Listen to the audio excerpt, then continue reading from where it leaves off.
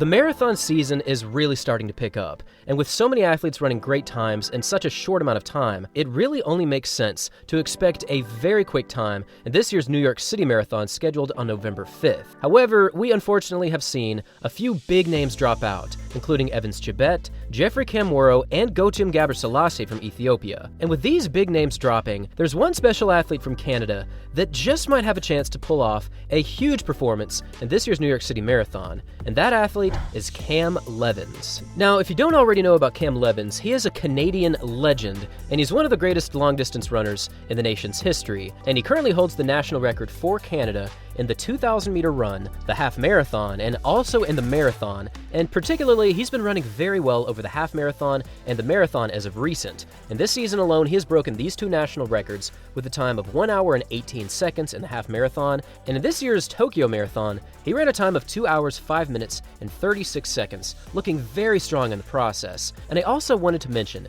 that he finished 4th in last year's World Championships, finishing with a time of 2 hours, 7 minutes, and 9 seconds, only finishing about 20 seconds off the podium.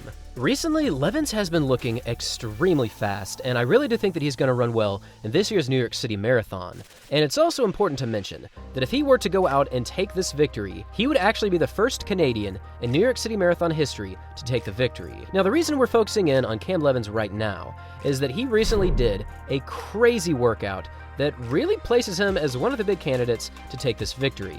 And if you're not already familiar with the kind of running that Cam Levins does, let's just say he runs more than almost any distance runner in the world, regularly running in excess of 200 miles each week, and he often doesn't just do doubles, he does triples. There's a few very cool videos around the internet showcasing Cam Levins' insane running, but looking back at this one workout, he did 12 by 1,000 meter repeats, and for these 12 1K splits, he averaged 2 minutes and 45 seconds, and he did all of this off of 1 minute rest. Now, this isn't just 1 minute rest while you're not moving. He was actually jogging a decent distance, covering about half a lap on the track. And for these splits, his fastest was 2 minutes and 40 seconds, which is moving, and his slowest interval was 2 minutes and 51 seconds. So even on his slowest interval, which was towards the end of his workout, but he did average well under world record pace. If you're not familiar with 1K splits, this is the kind of workout that really tests your overall strength. And right now, Cam Levins is looking extremely quick. I really do think Cam Levins has a great chance at winning this year's New York City Marathon. But New York is notoriously one of the more difficult races to win, as it not only has a very sharp uphill over the opening mile, but it has multiple uphill and downhill slopes with various wind tunnels throughout the entire course. Now, at the moment, the course record for New York is 2 hours, 5 minutes, and 6 seconds, set by the great Jeffrey Mutai back in 2011.